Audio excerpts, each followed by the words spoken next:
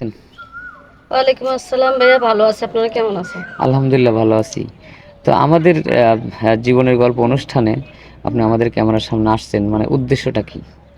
আমার উদ্দেশ্য, আমার আমার জীবন তো অনেক কষ্ট, তাই আমি কষ্টগুলো একটু শেয়ার করতে আসছি। আচ্ছা বলেন, কেমন এখন কষ্ট? অনেক কষ্ট, মা বাবা নাই, নানি নানি, আমার নানা দাদি দাদা সবাই মারা গেছে। আমি এখন ধরতে গেলে একটা এতিম। ছোটবেলায় চট্টগ্রামে আমি মানুষ হয়েছি। এখন নানা নানি চাচা চাচি সবাই মারা গেছে। এখন আমি আবার আছি সিরাজগঞ্জে আমার নিজের বাড়িতে। আচ্ছা, ওই চট্টগ্রাম কি আপনার নানা নানির বাড়ি? হ্যাঁ, নানা নানি ছিল। তো আপনি কেন নানা নানির বাড়িতে গেলেন? আমার আম্মু ছোটবেলা মারা গেছে, তাই আমার বাবা নানা মারা নানির গেছে কাছে না? দিয়ে গেছিল। জি।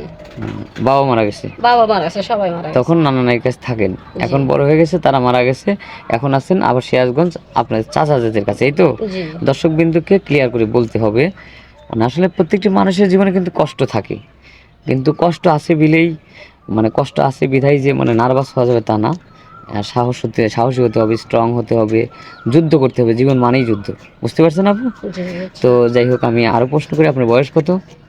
এই তো 24 হয়েছে।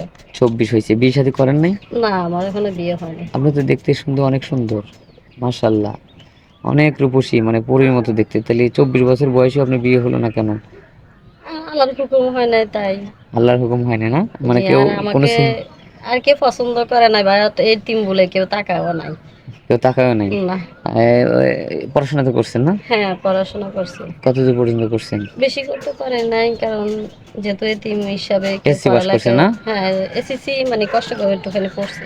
আচ্ছা, এসসি পর্যন্ত পড়ছেন, এটা নানা নানি পড়াইছে না? হ্যাঁ, ওনারাই পড়াইছে। আচ্ছা, আমি আপনার আগে বললাম কেন, কারণ আমি তো ধরেন সব কিছু শুনছি, কারণ আপনি আসার হ্যাঁ। আগে তো আপনাদের এলাকার অনেকে বিয়ে দিছি। তো আমরা যখন কাউকে প্রতিবেদন করি, এখন অনেকই মানুষ প্রতারিত হচ্ছে, তো এই জন্যই সব খবর নিতে হয়। হ্যাঁ, জি। এই জন্য বলে ফেললাম। যাই হোক, তো এখন কেমন ছেলে চাচ্ছেন আপনার লাইফ পার্টনার হিসেবে? কেমন ছেলে চাচ্ছি, মনে করেন বয়স্ক হলো সমস্যা নাই। আর যার কারণে এখন ইয়াং ছেলেরা তো মনে করেন আজে বাজে আড্ডা দেয়, খারাপ নেশা করে। এগুলো হচ্ছে তার চেয়ে বরং কি বয়স্ক লোকেরা ভালো।